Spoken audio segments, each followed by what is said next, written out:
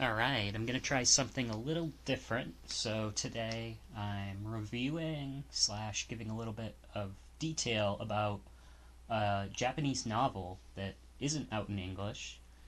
This novel is called Attacking the Dungeon with My Beautiful Boss is Overtime Work. So this is a story, a literature story. It's not technically a light novel. If you go on Bookwalker, you can find it in the literature section. There's 2 volumes out. The first volume concerns our beautiful boss here. Her name is Kudoki. Obviously, Kudo meaning black. She's got her black hair and that kind of motif going on. She works with her subordinate at the office. She's an OL kind of character, an office lady, kind of a little bit more of a tough boss character. And her subordinate, Makino, works under her, and he's kind of a little bit of a failure at the office. He's not been in the business too long. Um, he used to be a dungeon hunter back in the day, 7 years ago. So that was his profession, and now his profession is working in the office. Um, Anyways, these two sort of get to know each other a little bit, enough that the boss asks Makino for help going through dungeons. Now, in Japan, in this world, 30 years ago, dungeons just started popping up all over the place. So there's these portal entrances. Like there's one near Makino and her work. So the boss and Makino end up going to this place. I believe it's called Kawashima. I think that's the name of it. It's named after the owner, and so they go to that dungeon, and that's where they go questing.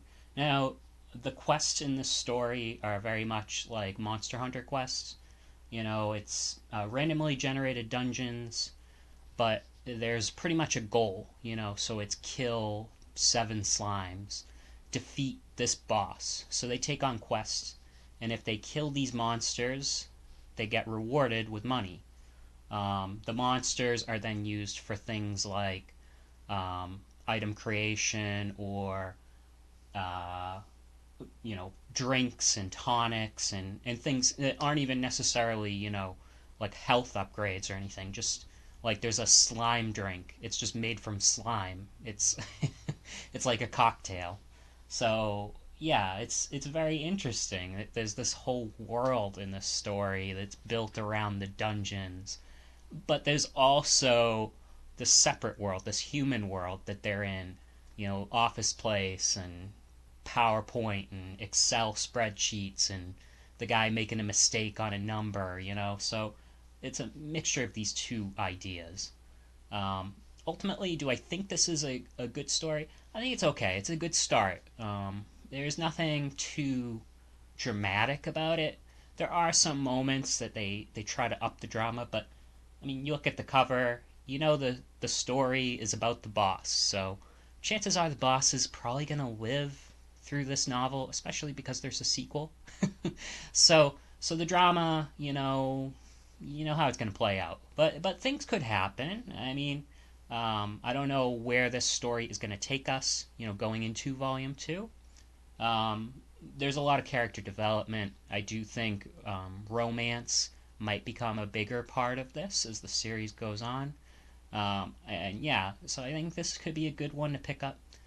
Even if you don't know Japanese, which I didn't know, you can use machine translation. Again, you're not going to get a perfect translation, but if you want to just get the gist of these kind of stories, it could be something viable for you. You could try it out.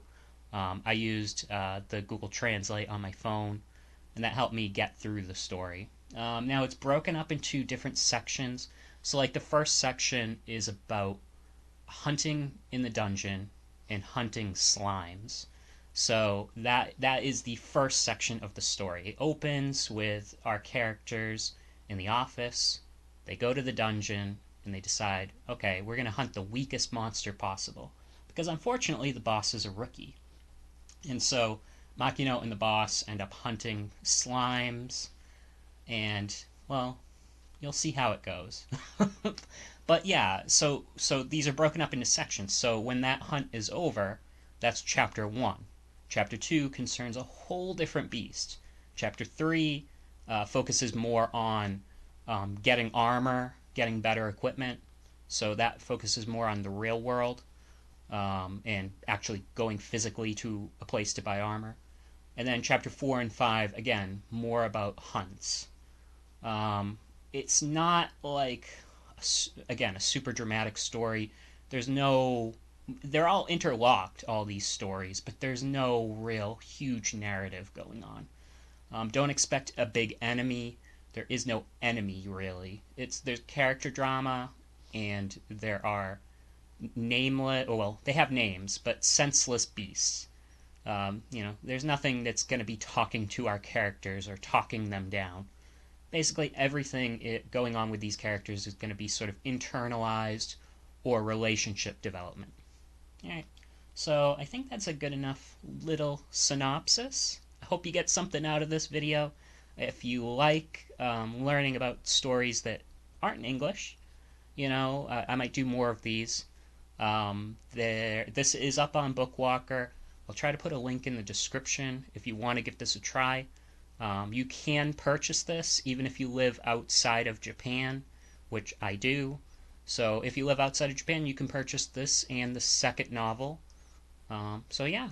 Alright, I hope you guys have a good day. See ya.